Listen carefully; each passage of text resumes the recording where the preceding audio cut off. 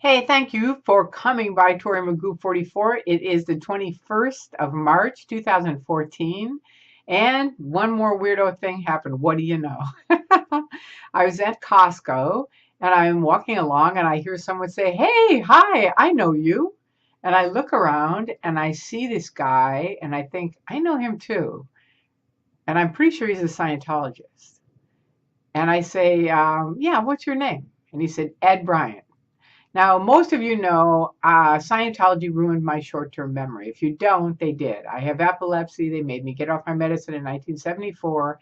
I had a ton of grand mal seizures, and as a result, I have very bad short-term memory. I have a good long-term memory, but not a good short-term memory. And whatever, I couldn't remember who. I knew that he'd done some creepy things, but I couldn't remember what exactly. And thank goodness I couldn't. Because once we left, first of all, I'll tell you what happened outside. But once, had I known who he was, which is he was one of the squirrel busters with Marty and Mosey, had I known that, probably not even thinking, I might have railed into the guy about what in the hell are you thinking of? Because I've known the guy for a very long time. And, when I heard that he was one of the squirrel busters, I was like, oh my God, are you kidding me? I mean, it's just unbelievable to me. But I didn't remember him as that. I just remembered there was something weird about him. I knew he'd done something creepy to ex-Scientologists and critics, but I wasn't sure what.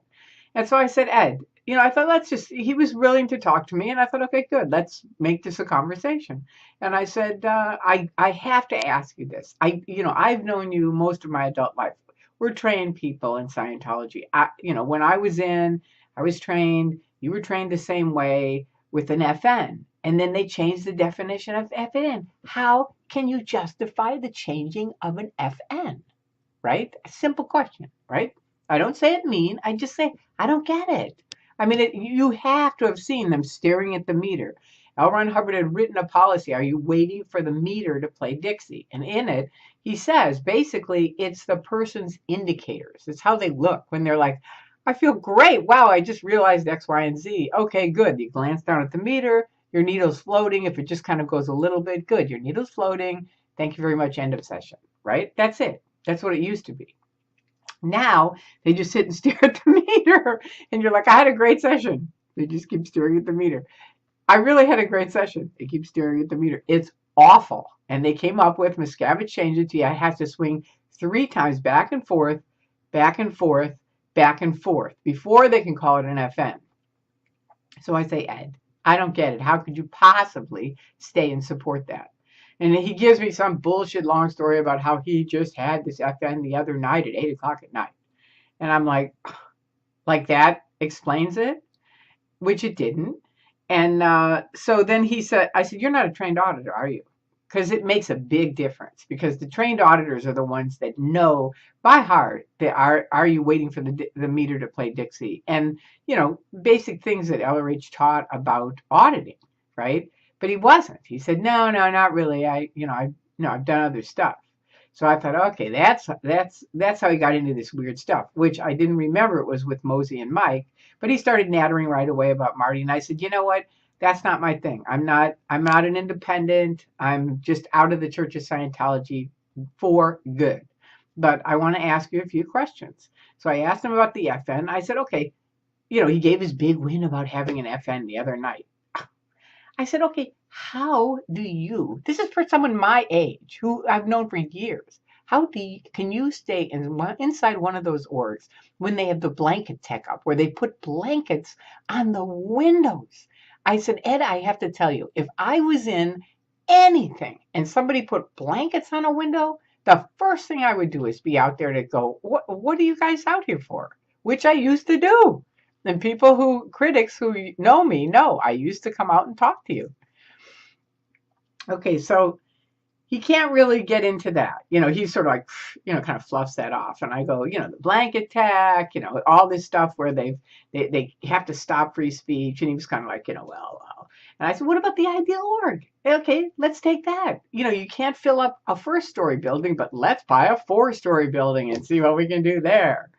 And he goes, well, that's for expansion. Look at all the people that are, coming into Scientology. We're expanding like mad and we need more space for them. And I said, Ed, please. I said, where are you talking about? He said, I've been on course at Asheville. There's a ton of people there. Okay, maybe there are. I've been to the Pasadena Ideal Org. It's basically empty. There's a few staff members there. There's rarely anybody going on in and out. And I told him that. I said, I've been to the Santa Ana org. There's rarely anybody going in and out of there.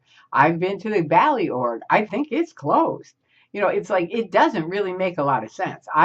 This expansion that you talk about, what about your magazines that show the completions that used to be, you know, like, whoa, you know, all these people, and now it's down to like this many people. And he goes, where's that? I said, it's in your magazines. And he goes, well, you know what? Now he's backed into a corner, right? Because I brought up 3 things that are 3 specific things that he needs to answer. And he couldn't answer them.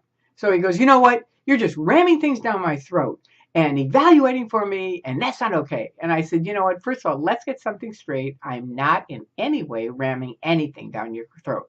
I asked you 3 very simple questions. You are turning it into, I'm ramming something down your throat. And he goes, and evaluating for me. And I said, I'm not evaluating for you. I don't care. If you like to do Scientology, do it. I'm against the abuses of the Church of Scientology. So at that point, he runs off.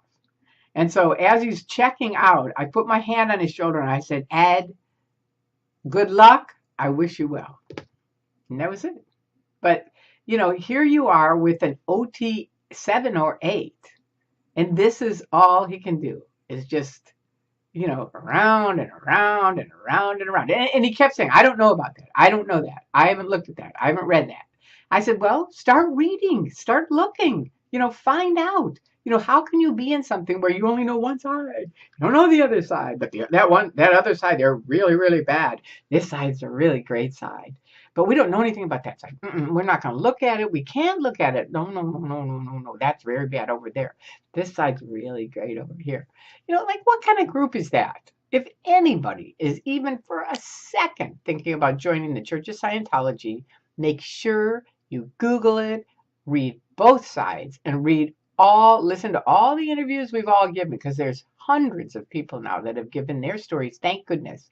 And thank you to all of you. And we're going to pick it tomorrow down at the Shrine. They're having a little event and we're going to be there. So if you'd like to come and you live in Los Angeles or the surrounding area, come on down and pick it with us.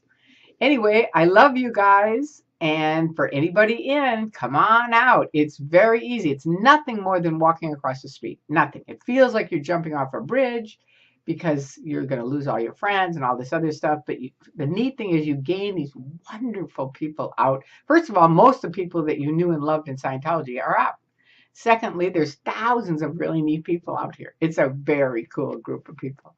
So there you go. I hope you come on out, and I hope you come pick it. And I love you guys, everyone who's doing everything. Thank you so much. Bye. Peace out.